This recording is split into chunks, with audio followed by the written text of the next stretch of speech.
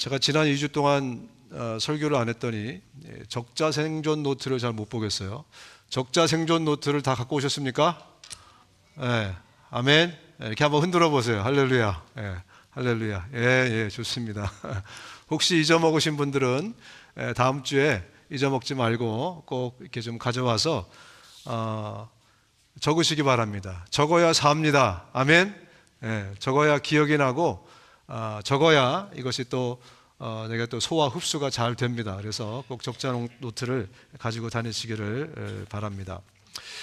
하나님은 보이지 않습니다. 그죠? 하나님을 여러분 본 분 계세요? 아직 없으실 겁니다. 하나님은 보이지 않아요. 그러나 하나님은 살아 계세요. 그 살아계신 그 하나님이 우리 삶에서 한 두 가지 정도를 통해서, 크게 두 가지 정도를 통해서 하나님의 살아계심을 우리가 경험하도록 해주십니다. 그 첫 번째가 뭐냐면 하나님의 능력입니다. 여러분 중에 하나님의 능력을 경험해 보신 분들 계시죠? 우리가 기도할 때 하나님이 응답하십니다. 그래서 그분의 능력이 우리 삶에 직접 들어오게 되는 거예요. 어떤 응답으로 우리가 경험토록 그렇게 하십니다. 여러분 병이 났을 때 손을 얹고 기도하십시오. 예수 그리스도의 이름으로 그 병을 쫓고 그리고 기도하십시오. 하나님의 능력이 그 병을 고치십니다. 아멘. 제가 지난주에 무지하게 아팠어요. 팬데믹을 통틀어서 지금까지 가장 아팠던 그런 한 이틀 동안 제가 잠을 못 잤습니다. 이게 좀 가볍게 여겼는데 지난주에 여러분 중에 누가 저에게 귀한 선물을 주신 것 같아요. 그래서 주일 이후로 제가 그 선물을 받고 정말 굉장히 막 이렇게 고통스러운, 그런데 그때 저에게 이 고통 가운데서 저를 해방시켜 준 게 뭐냐면 바로 이 능력의 손, 능력의 기도였습니다. 놓고 정말 기도할 때 고통이 사라지고, 그래서 또 낮에는 또 멀쩡하게 또 막 있다가 또 갑자기 또 오고 또 기도하고, 그렇게 해서 제가 이 고통 가운데서 다시 한번 이 주님의 능력의 손을 좀 경험하게 됐습니다. 그래서 우리 성도님들, 특히 우리 어르신들이 남모르게 정말 아플 때 얼마나 참 괴로울까, 이런 것들도 다시 한번 좀 생각하게 됐고, 그런데 안심한 것은 정말 예수 그리스도 그 살아계신 그 능력의 이름, 그래서 내가 나사렛 예수 그리스도의 이름으로 명하노니 이 더러운 고통아, 이 아픔아, 이 병아 물러갈지어다 선포하시고 외치시고 기도하십시오. 그 능력의 손이 여러분을 만지실 겁니다. 저는 특별한 은사가 없는 사람이지만 그래도 최근에도 그렇고 전화를 통해서나 아니면 제가 또 기도해 줄 때 정말 막 그 능력의 손이 뜨겁게 역사해서 병을 고치기도 하고, 오랫동안 가졌던 그런 고통들이 막 순식간에 사라지고, 이런 것들을 또 경험케 하시면서 다시 한번 주님이 살아계시구나, 예수 그리스도의 이름이 능력이시구나, 이걸 다시 한번 경험하게 됐습니다. 그렇습니다. 우리가 하나님은 살아계세요. 살아계시기 때문에 그분은 그분의 능력을 통해서 그분의 살아계심을 우리에게 증명해 주십니다. 쓰지 않는 사람은 손해입니다. 아멘. 주님이 우리에게 능력을 주셨는데 쓰지 않는 사람만 손해인 겁니다. 또 하나는 우리가 어떻게 하나님의 살아계심을 우리 삶에서 경험할 수 있느냐. 첫 번째 건 참 좋은데 두 번째 거는 조금 의아해할 겁니다. 두 번째는 하나님의 징계하심과 하나님의 훈계, 이걸 통해서 저와 여러분들이 하나님의 살아계심을 경험하게 됩니다. 그렇죠. 의아한 분들이 좀 계세요. 왜냐하면 우리가 그동안 배웠을 때는 구약의 하나님은 무서운 하나님이었는데 신약의 하나님은 사랑의 하나님 아닙니까? 저는 그렇게 배웠습니다. 그렇기 때문에 하나님이 우리를 매를 때리시거나 나를 아프게 하시는 그런 하나님이 아니고 그냥 달래는 하나님이시지, 그런 하나님인데 무슨 하나님이 나를 징계하시겠습니까? 이런 생각들을 갖고 계시는 분들이 계세요. 그러나 구약의 하나님은 변하지 않으셨습니다. 그때도 사랑의 하나님이셨습니다. 아멘. 지금도 사랑의 하나님이세요. 그 사랑이라는 것은, 온전한 사랑이라는 것은 공의를 포함하고 계십니다. 그리고 하나님은 우리에게 분명히 말씀하시기를 나는 나의 자녀를 내가 징계하겠다고 히브리서에 말씀하고 계세요. 만약에 나의 징계가 없으면 그는 나의 자녀가 아니라고 말씀하세요. 아멘. 그래서 여러분들이 그동안 특별히 2023년 한 해 동안에 내 삶에 많은 고통과 어려움들을 여러분 겪으셨다면 그 중에 상당 부분은 내 죄 때문이나 아니면 마귀의 어떤 그런 계략, 이것 때문일 수 있지만 그 중에 상당 부분은 하나님의 징계였을 확률이 높습니다. 그럼 어떻게 생각하세요?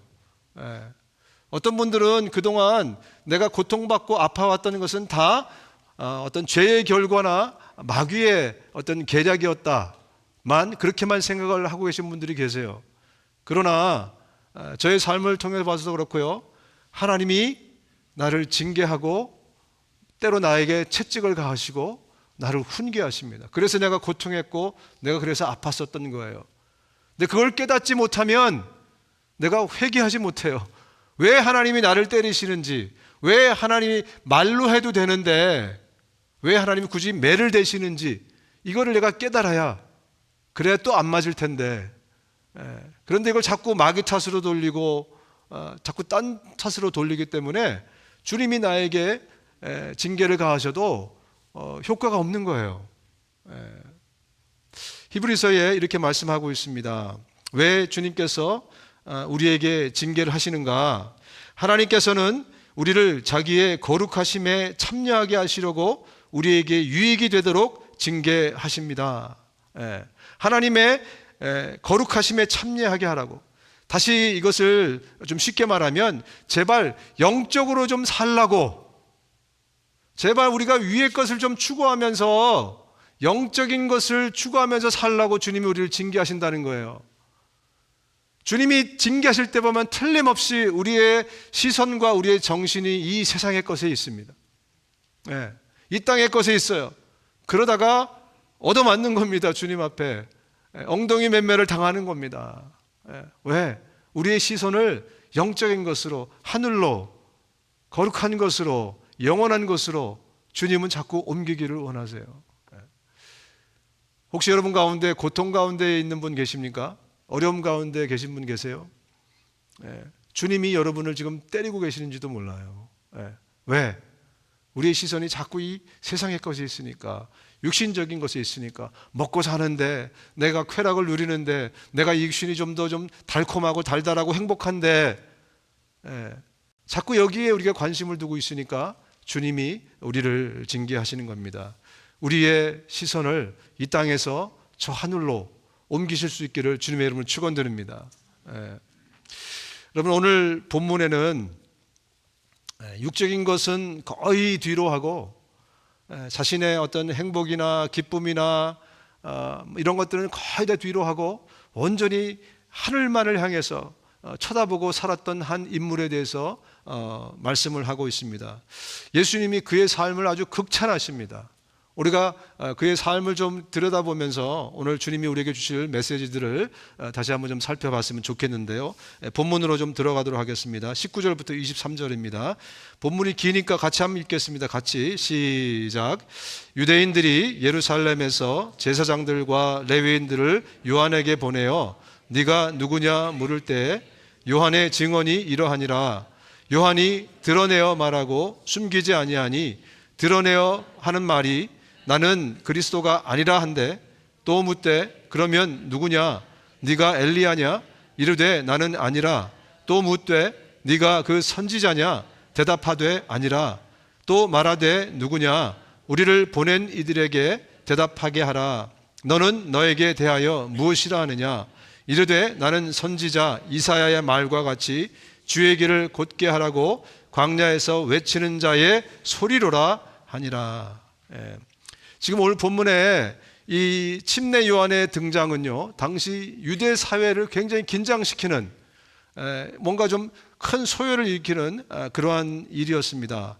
왜냐하면 이 침례 요한이 던진 이 메시지를 사람들이 듣고요, 평민에서부터 바리새인에 이르기까지 수많은 사람들이 지금 침례 요한에게 침례를 받겠다고 저 요단강까지 저 위쪽에 갈릴리에서부터 이 남쪽에 예루살렘에 있는 많은 사람들이 지금 요단강가로 몰려들었어요.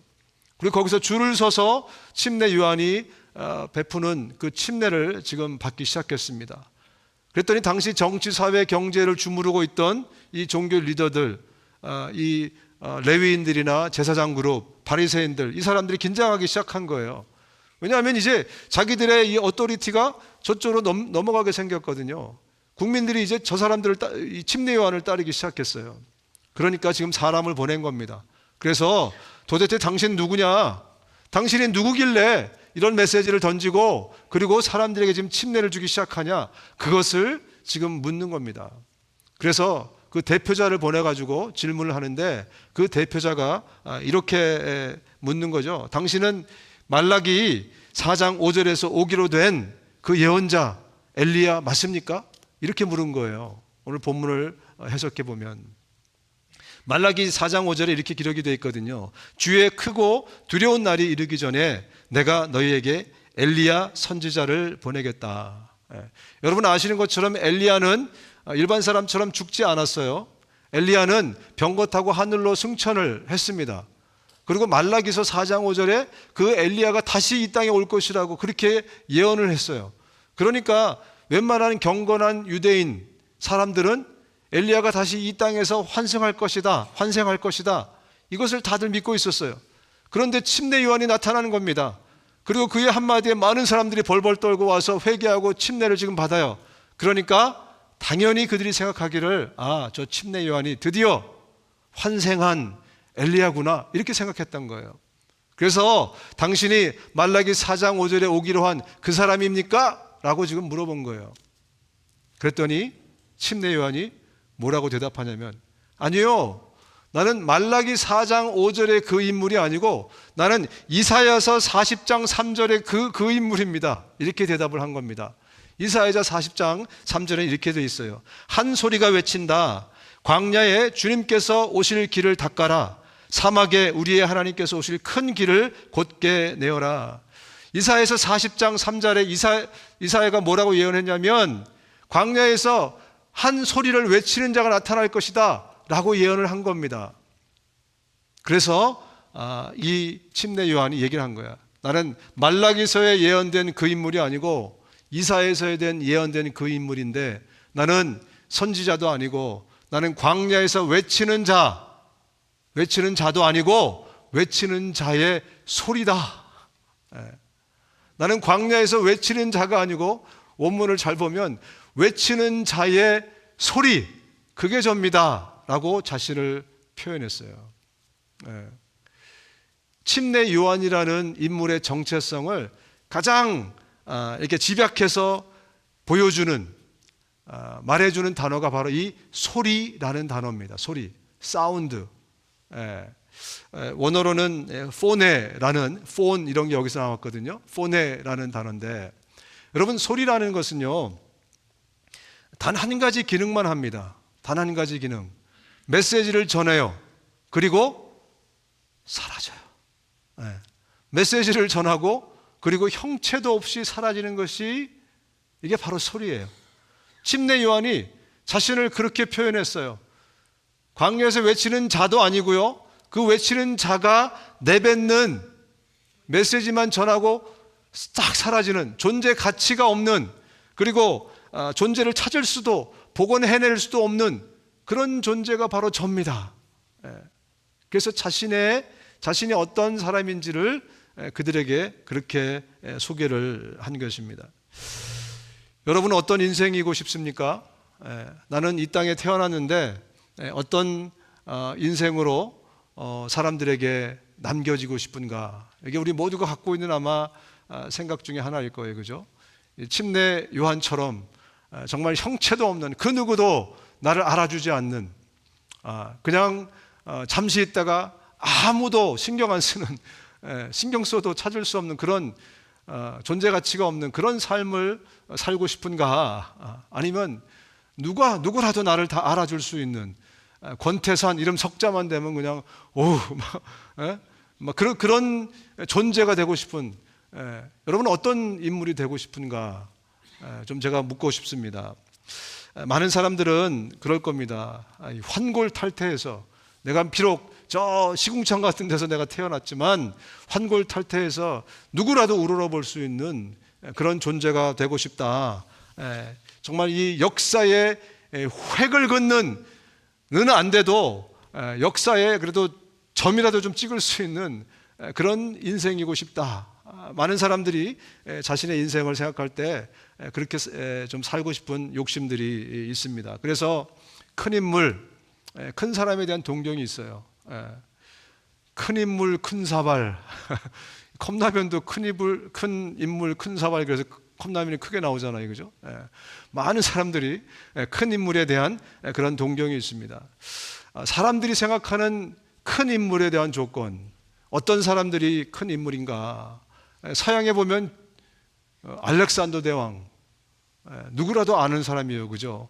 아마 전 세계의 절반 이상을 이 땅 따먹기를 한 거죠, 사실. 그래서 젊은 나이에 통일한 아주 위대한 사람이 있습니다. 또 동양으로는 못지않은 징기스칸이라는 사람이 아마 기억나실 겁니다. 이름만 되면 누구라도 정말 대단한 사람 아닙니까? 그 사람들의 말 한마디로 수만의 사람들이 막 움직였고요, 그죠? 세상이 업사이드 다운이 되고 세상의 지도가 바뀌었던 그런 위대한 인물이었어요. 나도 이왕이면 정말 그런 사람이 되고 싶다. 내 자녀들도 이왕이면 그런 사람이 되었으면 얼마나 좋을까. 그런 소원들이 아마 저와 여러분 가운데 있을 겁니다. 그런데 말입니다. 예수님은 이 땅을 지으시고 세상을 창조하시고 인간을 만드신 그 예수님은 누구를 가장 큰 인물로 꼽았는가? 여러분, 예수님이 가장 큰 인물로 꼽은 사람이 누군지 아십니까? 바로 자기 자신을 형체도 없이 사라져버릴 광야에서 외치는 자도 아니고 그 자가 내뱉은 소리라고 자기 자신을 소개한 침례 요한입니다. 저는 굉장히 의아해했어요. 다윗도 있잖아요, 그죠? 모세도 있죠. 성경에 많은 인물들이 있는데 왜 예수님이 하필 바로 이 침례 요한을 가장 큰 자로 삼았을까? 여자가 낳은 사람 가운데 침례자 요한보다 더 큰 인물이 없다. 이렇게 예수님이 직접 말씀하셨어요. 침례 요한이 누구길래, 어떤 삶을 살았길래 왜 예수님은 다른 사람을 다 제쳐두고 침례 요한을 큰 인물로 뽑았을까? 여러분, 사람의 크기의 기준이 뭡니까? 키가 크면 큰 사람입니까? 저 이렇게 보니까 우리 노 집사님하고 우리 허 집사님은 둘 중에 비등비등 하던데, 우리 교회에서 제일 큰 사람은 누군가? 키가 크면 큰 사람인가? 그러면 제일 작은 사람은 누구예요? 배포가 큰 사람이 큰 사람입니까? 아니면 어떤 재물을 많이 갖고 있거나 영향력이 많은 사람이 큰 사람입니까? 우리가 생각하는 큰 사람, 스펙이 아주 좋은 사람이 큰 사람입니까? 세상에서 아주 큰 일을 하고 있는 그 사람이 큰 사람입니까? 아마 세상의 기준으로는 제가 지금 말씀드린 이 중에 하나를 꼽을 겁니다. 이 정도면 큰 사람이야. 저 사람은 정말 재산이 많아. 아니면 저 사람은 참 영향력이 있는 사람이, 저 사람은 큰 사람이야. 많은 사람들이 저 사람의 말 한마디로 막 움직이고 있어. 그럴 겁니다. 그러나 하나님의 기준은 다르다는 겁니다. 하나님이 보시는 큰 사람의 기준은 달라요. 도대체 하나님이 보시는 큰 사람의 기준은 무엇인가? 여러분, 이 땅을 지으신 분이 하나님이시지 않습니까? 믿습니까? 하나님이 이 땅을 지으셨다면 이 세상의 모든 것의 참 기준을 누가 갖고 계세요? 하나님이 갖고 계시잖아요, 그죠? 그래서 하나님이 인정하시는 큰 사람이 바로 큰 사람입니다. 아멘. 만약에 하나님이 인정하실 때 30억 이상 가진 사람이 큰 사람이야, 그러면 그 사람이 큰 사람이 되는 거예요. 하나님이 인정하실 때 적어도 사대문 안에 들어오는 대학교에 들어간 사람, 그 사람이야 큰 사람이야 그러면 그 사람이 큰 사람이 되는 거예요. 그런데 하나님께서는 그런 사람이 큰 사람이라고 말씀하지 않으셨어요. 바로 이 침례 요한을 통해서 누가 큰 사람인지, 어떤 사람이 큰 사람인지를 이 침례 요한을 통해서 저와 여러분들에게 오늘 말씀해 주고 있습니다. 하나님이 보시는 큰 사람은 누구인가? 여러분, 침례 요한이 자신의 이 어떤 정체성과 인생관과 또 철학을 한 고백을 통해서 우리에게 드러내주고 있습니다. 요한복음 3장 30절에 보면 그가 이렇게 얘기합니다. 그는 흥하여야겠고 나는 쇠하여야 한다. 그는 누굽니까? 예수님을 얘기하는 거예요. 그는 흥해야 되고 나는 쇠해야 된다. 이렇게 말씀을 합니다. 여기에 원어를 보면 반드시라는 단어가 있는데 반드시라는 단어가 두 번 다 빠졌어요. 원어를 보면 그는 반드시 흥하여야 되고 나는 반드시 쇠하여야 된다. 이렇게 말씀하고 있어요. 이게 침례 요한의 자신의 인생관이에요. 다시 말하면 침례 요한이 살았던 목적은 뭐냐면 예수님을 드러내고 예수님을 높이는 것이 바로 침례 요한의 존재 목적, 살아가는 목적이었어요. 그는 이 땅에서 긴 세월을 살지 않았습니다. 30여 년의 세월을 살았지만 이 땅에서 그가 온통 한 생을 준비해서 단 한 가지 한 일이 있다면 그게 뭐냐면 예수님이 누구신지를 소개하고 예수님을 높이는 그 일이었어요. 바로 그 일을 했을 때 예수님이 그에게 나머지 사람들을 다 제쳐놓고 우리가 생각하는 위대한 인물들 모세도 또 다니엘도 그 누구도 다 제쳐놓고 침례 요한이 가장 큰 자다라고 주님이 말씀하신 거예요. 다시 말씀드리면 주님이 보시는 큰 자라는 건 누구냐면 내 인생을 통해서 그 인생을 통해서 예수님의 크기가 드러나는 그 인생을 통해서 그 인생 전체를 통해서 예수님의 크기가 드러나는 그 크기만큼 그만큼이 바로 그 사람의 사이즈라는 겁니다. 나의 인생의 크기라는 것은 내 인생을 통해서 예수님이 얼마나 많이 드러나고 있느냐 그것에 의해서 나의 인생의 크기가 결정된다는 거예요. 이해가 되십니까? 세상에서는 우리가 생각하는 많은 여러 가지 기준들이 있을지 모르겠습니다. 그러나 예수님이 하나님이 이 땅을 지으신 그분이 인간을 지으신 그분이 인간의 사이즈는 스펙이나 여러 가지 경륜이나 이것에 있는 것이 아니고 그 인생을 통해서 얼마나 크게 예수 그리스도가 드러나느냐 그것에 의해서 그 사람의 크기가 결정된다는 거예요. 여러분은 얼마나 큰 사람이십니까? 여러분은 큰 자입니까? 아니면 작은 자입니까? 내 인생을 통해서 예수 그리스도가 크게 드러나고 있다면 그러면 나는 큰 자일 것이고 그렇지 않고 오히려 다른 것, 나의 욕망이, 나의 꿈이, 혹은 나의 생각이, 나의 의의가 드러나고 있다면 나는 아무리 사람들이 박수치고 존경하는 큰 자라 할지라도 하나님 앞에서는 나는 작은 자일 수밖에 없다고 주님은 이 아침에 저와 여러분들에게 말씀하고 있는 겁니다. 여러분, 사람들은 크고자 하는 욕구가 있어요. 그래서 이 입신양명 이런 단어를 굉장히 좋아합니다. 그죠? 과거 급제해가지고 막 꽂고 그리고 금이환영하면서 입신양명하는 것을 사람들은 굉장히 사모하고 좋아해요. 동물은 죽어서 가죽을 남기고 사람은 죽어서 뭘 남기죠? 이름을 남긴다. 다 알지 않습니까? 왜 다 기억해요, 여러분들이? 그만큼 우리는 정말 사람들이 알아주는 어떤 큰 자, 나는 못돼도 내 자식만큼은 이렇게 좀 널리 좀 알려줬으면 좋겠다, 큰 사람이 됐으면 좋겠다, 이런 생각도 우리 마음 가운데 있어요. 또 한편으로는 우리가 태어나고 그리고 자랄 때 보면 다들 한 가지 부족한 것들이 있고 상처가 있어요. 그래서 그 상처 때문에 내가 좀 힘이 있는 사람, 큰 사람이 되면 그 상처들 때문에 못 받은 거 다 보상받고 그리고 내 자식들에게는 그 상처 안 물려주고 이런 마음들이 있으니까 우리가 정말 큰 자가 되기 위해서 굉장히 애쓰고 노력합니다. 어떤 사람은 지독하게 가난했어요. 내가 성공하리라. 내가 정말 큰 자가 돼서 돈 좀 내가 벌어버리라. 그럼 내가 영향력이 있으면 누구도 나를 무시 못해. 뭐 그런 생각도 갖고 있는 분들. 또 어떤 사람들은 아버지가 그냥 어뷰즈 해가지고 그런 정말 안타까운 환경 가운데 자랐어요. 내가 큰 사람이 되면 내가 그동안 누리지 못했던 것을 내가 다 회복하고 누릴 것이다.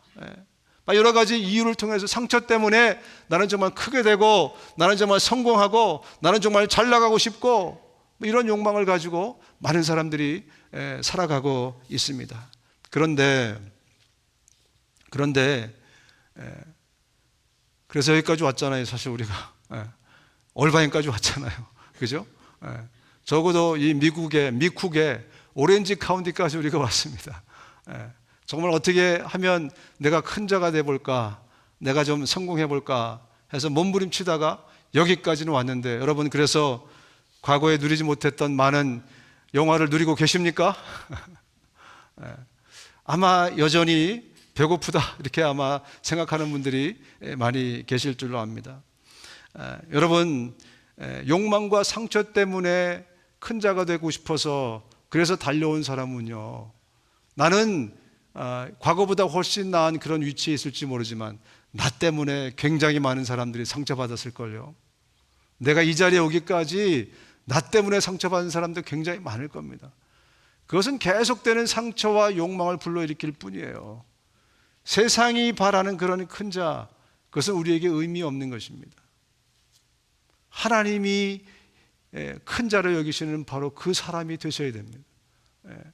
예수 그리스도가 나의 삶을 통해서 얼마나 드러나고 있는가, 이것이 이제 우리 인생을 살아가는 관건, 목표, 목적이 되셔야 됩니다. 그래서 주님이 말씀합니다. 여러분은 자신을 과대평가하지 말고 하나님께서 각자에게 나누어 주신 믿음의 정도에 따라 분수에 맞는 생각을 하십시오. 왜 이런 말씀이 있는지 굉장히 의아했어요. 그런데 주님이 말씀하십니다. 허탄한데 엉뚱한데 목표를 두지 말라는 것입니다. 주님이 보시는 것은 네 인생을 통해서 얼마나 많이 예수가 드러나고 있는가, 그것을 하나님이 보시겠다는 거예요. 그것을 통해서 네가 큰 자인지 작은 자인지를 결정하시겠다라고 말씀을 하고 계시는 겁니다. 여러분, 알렉산더 대왕이 죽으면서 이런 말을 남겼다고 합니다. 나를 묻을 때는 내 손을 무덤 밖으로 빼놓고 묻어주게. 천하를 손에 쥔 나도 죽을 땐 빈손이라는 것을 세상 사람들에게 말해주고 싶다네. 참 우리에게 생각하게 해주는 그런 한마디 아니겠습니까?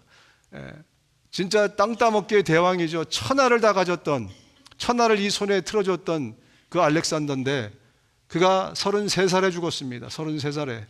그 위대한 사람이었지만 죽을 때 이 손이 빈손이라는 걸 사람들이 알게 하기 위해서 무덤 밖으로 자기 손을 빼내달라는 거예요. 얼마나 허무했으면, 얼마나 의미 없었으면. 그래서 어떤 철학자가 이렇게 얘기합니다. 어제는 온 세상도 그에게 부족했으나 오늘은 2평의 땅으로도 충분하네. 어제까지는 그가 흙을 밟고 다녔으나 오늘부터는 흙이 그를 덮고 있네. 인간은 그런 겁니다. 그래서 자신의 욕망이나 내 꿈이나 내 행복을 위해서 달려가서 결국 남는 것은 우리에게 아무것도 없다는 거예요. 남는 것은 아무것도 없다는 거예요. 남는 것은 하나입니다. 내 인생을 통해서 얼마나 많이 예수 그리스도가 드러났는가. 여러분, 우리 자녀들에게 어떻게 교육하시겠습니까? 내가 믿어야, 내가 진리라고 생각해야 우리 자녀들에게도 제대로 가르칠 거 아니겠습니까?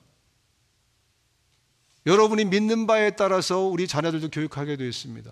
나는 나의 자녀들에게 예수 그리스도를 더 많이 드러나는 인생이 되게 그렇게 살게 할 것인가, 아니면은 의사가 되고 법관이 되고 또 무슨 돈 잘 버는 사람이 되어서 정말 행복하게 정말 잘 사는 그런 자녀로 가르칠 것인가. 만약에 내가 오늘 이 말씀을 듣고 우리 인생의 참 가치가 하나님이 인정해 주시는 그 큰 사람이 무엇인지를 제대로 우리가 배운다면 이 세상에서 이야기하는 성공, 그 성공을 하라고 우리 자녀들에게 가르치지 않을 것입니다. 여러분, 성공은 은사입니다. 따라합시다. 성공은 은사다. 우리 모두가 다 성공할 필요 없어요. 우리는 성공하고 싶은 마음이 있는지 모르겠지만 그 성공은 우리 모두에게 하나님이 다 허락해 주시지 않습니다. 그것은 선물이에요. 하나님의 특별한 일을 위해서 주시는 선물이지 우리 모두에게 다 성공하라고, 예수를 믿으면 다 성공하라고 주시는, 모두가 갖는 선물이 아니라는 겁니다. 그래서 성공을 못해도 실패한 인생이 아닙니다. 성공했다고 해서 성공한 인생이 아니에요. 그런데 우리 그리스도인들이 그것을 헷갈려 하기 때문에 우리 자녀들에게도 또 세상 사람들에게도 니나 나라 다른 게 뭐냐 이런 소리를 듣는 겁니다. 여러분, 오늘부터 저와 여러분들의 목적과 목표를 성공하는데, 이 세상에서 사람들이 부러워하는 위치에 또 부러워하는 것을 갖는데 놓지 마시기 바랍니다. 우리의 목적과 목표는 얼마나 내 인생을 통해서 예수 그리스도를 내가 드러낼 것이냐, 이것이 저와 여러분의 목표가 될 수 있기를 주님의 이름으로 축원드립니다. 정말 아멘이십니까? 돈이 안 되는데요? 정말 아멘이십니까? 사람들이 안 알아주는데요? 정말 아멘이십니까? 여러분의 삶에 당장 도움되는 게 하나도 없을 텐데요? 아멘. 네. 정말 이것이 신앙입니다, 여러분. 이것이 성경에서 우리에게 얘기하는 거, 말씀해 주고 있는 거고, 이렇게 살라고 주님이 우리에게 말씀해 주고 있는 거예요. 그런데 말씀을 이렇게 듣는데 오늘은 아멘이 되는데 내일부터 내 삶에서 아멘이 안 된다면 우리는 또 헛고생을 하고 있는 거예요. 정말 주님이 원하시는 인생이라는 것은요, 우리 인생을 통해서 내가 얼마나 많이 예수 그리스도를 드러낼 것인가, 너를 통해서 내가 얼마나 많이 예수를 볼 것이냐, 이것을 주님이 보시는 거예요.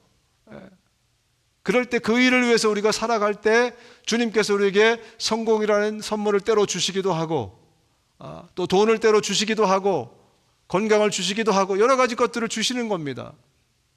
우리의 삶의 궁극적인 목표는 그래서 내 삶을 통해서 얼마나 많이 내가 예수를 드러낼 것인가, 이것이 되어야 된다는 겁니다.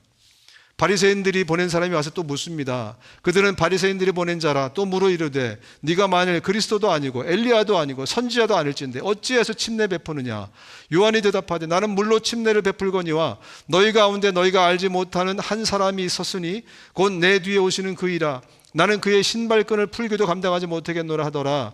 이 일은 요한이 침례 베풀던 곳 요단강 건너편 베다니에서 일어난 일이니라.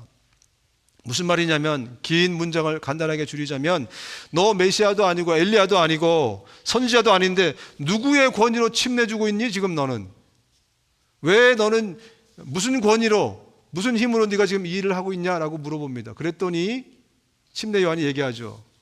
내 뒤에 굉장한 분이 계셔. 나는 그분의 신발끈도 풀기도 감당 못할 엄청난 분이 계셔. 그분이 주는 권위로 내가 이 일을 하고 있는 거야 라고 얘기를 하고 있습니다. 여러분, 침례 요한이 큰 사람이라는 것은 가장 큰 사명을 가진 사람이었기 때문에 그래요. 가장 큰 사명을 받았기 때문에 그는 가장 큰 사람이었습니다. 이 세상에서 가장 큰 사람이 누굽니까? 골리앗인가요? 이 세상에서 가장 큰 사람은 예수 그리스도입니다. 아멘. 이 세상에서 가장 큰 사람이 누군지를 소개하고 드러내는 일을 했기 때문에 침례 요한이 가장 큰 사람인 것입니다. 그의 사명 자체가 가장 큰 사명이었어요. 가장 큰 사람을 드러내는 것이었기 때문에, 그래서 모세보다 다윗보다 더 큰 사람으로 예수님이 말씀하시는 것입니다. 여러분, 그런데 영적인 것에 관심 없는 사람들은 그게 뭐 그리 대단한 일입니까? 예수 그리스도를 소개하는 일이 뭐 그렇게 대단한 일입니까? 이렇게 묻습니다. 여러분, 구원의 필요를 느끼는 영적인 감각에 돌아온 영적인 세계를, 영적인 것을 추구하면서 살아가는 사람에게 이보다 더 큰 일은 없습니다. 예수 그리스도, 그분이 이 땅에 오신 일보다 더 큰 일은 영적인 사람에게는 없습니다. 예수 그리스도, 그분이 이 땅에 오셔서 온 인류의 생명을, 죽어가는 온 인류를 구원하고 살려내신 분이 예수 그리스도이시기 때문에 그분이 가장 큰 분이십니다. 세상에서는 발명품을 위대한 발명품을 만들어야 큰 일을 했다. 노벨상을 탈 만한 어떤 일을 해야 저 사람 정말 큰 일을 했나 보다. 정말 빌 게이츠처럼 큰 돈을 만져야 큰 사람이다. 이렇게 할지 모르겠어요. 저희 집에 불이 났습니다. 그냥 불이 났다고 얘기하는 거예요. 진짜 불 난 게 아니고 불이 났는데 제가 급하게 그냥 나오다 보니까 007 가방을 못 갖고 나왔어요. 그 안에 3천만 불이 들었는데 불이 났는데 그냥 급하게 나오려고 3천만 불을 놓고 나왔어요. 소방대원이 있는 거예요. 소방대원에게 정말 선생님 정말 큰일 났습니다. 제가 지금 나오다 보니까 3천만 불이 들은 007 가방을 못 들고 나왔어요. 저거 좀 꺼내주세요. 불이 지금 활활 타고 있어요. 들어가면 죽을지도 몰라요. 소방대원이 들어갈까요? 안 들어갈까요? 제 생각에 안 들어갈 것 같아요. 제가 소방대원이라면 안 들어갈 것 같아요. 근데 제가 얘기합니다. 007 가방이 아니라 저 속에 한 달 된 우리 아기가 있는데 와이프가 데리고 나온 줄 알았더니 안 데리고 나왔어요. 애가 지금 누워 있습니다. 소방대원이 들어갈까요? 안 들어갈까요? 할렐루야, 들어가신답니다. 여러분, 이와 같은 겁니다. 3천만 불이 귀합니까? 한 달밖에 안 된 생명이 귀한 것입니까? 3천만 불보다 귀한 것이 바로 이 한 생명입니다. 한 사람의 생명이 아니라 온 인류의 영원한 생명을 주기 위해서 오신 분이 바로 예수님이세요. 바로 그 큰 분을 소개한 사람이 바로 침례 요한이에요. 그래서 침례 요한이 가장 큰 사람이라고 예수님이 말씀하고 있는 겁니다. 여러분, 이와 같이 생명은 이 세상에서 가장 큰 것입니다. 가장 큰 것이에요. 오늘 침례 요한이 23절에 보면 자기 자신을 소리라고 소개하지 않습니까? 이 광야에서 외치는 소리인데 이 소리가 이렇게 외쳤대요. 주의 길을 곧게 하라. 주의 길을 곧게 하라. 저는 그래서 도대체 이게 무슨 말씀인가 굉장히 고민했어요. 주의 길을 곧게 하라는 게, 그러면 예수님이 가는 길이 이게 꾸불꾸불한 길인데 그걸 펴라는 의미인데 그게 도대체 무슨 의미인가? 이게 무슨 의미냐면요, 회개하라는 말씀입니다. 주님이 당신의 마음에 들어가는 그 길을 구불구불하게 하지 말고 그 길을 곧게 펴라는 겁니다. 여러분, 그렇습니다. 침례 요한이 한 일이 큰 사람이라고 해서 대단한 일을 한 줄 알았더니요, 바로 그 일을 했어요. 예수님을 소개하고 예수님이 당신에게 들어가는 그 길이 굽지 않도록 곧게 펴십시오. 회개하십시오. 이 한마디 외친 것이 침례 요한이 한 일의 전부입니다. 저와 여러분들이 해야 될 일도 바로 이 일인 것이에요. 우리가 어떤 위대한 업적을 만들어서 주님 앞에 큰 사람으로 큰 일을 했다고 칭찬받는 그런 사람이 되는 것이 아니라 큰 자이신 우리의 생명을 구하신 예수 그리스도, 그분을 소개하고 그분이 여러분의 마음속에 들어가실 수 있도록 그 길을 곧게 하라고, 회개하라고 외치는 그 일이 저와 여러분들이 해야 될 일이고, 우리가 그 일을 할 때 우리도 큰 자가 되는 것입니다. 오늘 저와 여러분들이 노방전도를 하는 목적도, 노방전도를 할 때도 우리는 딴 거 할 필요 없어요. 침례 요한이 하버드 대학에 가서 변증론을, 아폴로제틱을 가지고 가서 그 똑똑한 사람들을 설득시키고 이런 일을 한 것이 아닙니다. 너의 길을 곧게 하라. 너에게 영생을 주는 예수 그리스도가 이 땅에 왔다. 너의 길을 곧게 하라. 이 한마디를 외치고 사라진 것이 바로 침례 요한이었듯이, 저와 여러분들 누구를 설득해서 감복시켜서 주님 앞에 무릎 꿇게 하는 그 일이 아니고, 우린 나가서 단순하게 여기에 있는 하나님의 생명의 복음을 전해주고 너의 길을 곧게 하라고, 회개하라고, 하나님이 당신을 사랑하십니다, 하나님이 당신을 사랑해서 이 땅에 오셨어요, 이 한마디를 전해주면 바로 그것이 우리가 해야 될 가장 큰 일이라는 것입니다. 그렇습니다. 저와 여러분들이 이 일을 할 때 우리의 삶이 하나님께서 인정해 주시는 큰 자의 삶이 되는 것입니다. 이번 한 주간 우리가 살아가는 동안에 다른 일을 통해서 내가 크게 되어버리라, 또 다른 어떤 것을 통해서 내가 큰 자가 되리라, 이런 허망한 생각을 우리가 다 내려놓고 내 삶을 통해서 내가 얼마나 많이 큰 자이신 예수 그리스도를 드러낼 것인가? 바로 이 목적을 붙들고 살아갈 수 있는 한 주간이 되실 수 있기를 주님의 이름으로 축원드립니다. 노래 감으시겠습니다. 오늘 침례 요한이 외친 이 말을 다시 한번 말씀드립니다. 주의 길을 곧게 하라, 회개하라, 그 말씀입니다. 아직 여러분 가운데 예수님이 영접하지 않은 분이 계시다면 주의 길을 곧게 하십시오. 예수님이 여러분의 마음에 들어가는 그 길을 곧게 하시기를 바랍니다. 우리가 함께하는 이 기도를 따라 하시면서 예수님을 우리 마음에 영접하면 예수님이 우리 안에 들어오셔서 우리의 인생이 새로워지고 새로운 일이 우리 삶에서 펼쳐지게 될 것입니다. 우리 온 성도가 기도할 때 같이 이 기도를 따라 하시기 바랍니다. 예수님, 내가 죄인으로 태어나 죄 짓고 살아가는 죄인인 것을 고백합니다. 나의 죄를 용서하여 주옵소서. 예수님이 내 죄를 대신해서 십자가에 죽으시고 부활하셔서 감사합니다. 내가 이제 예수님을 내 구세주요 인생의 주인으로 모시기 원합니다. 나를 불쌍히 여기셔서 내 마음에 들어오시옵소서. 이제 나를 다스려 주시고 하나님의 나라로 나를 인도해 주십시오. 예수님의 이름으로 기도합니다. 아멘.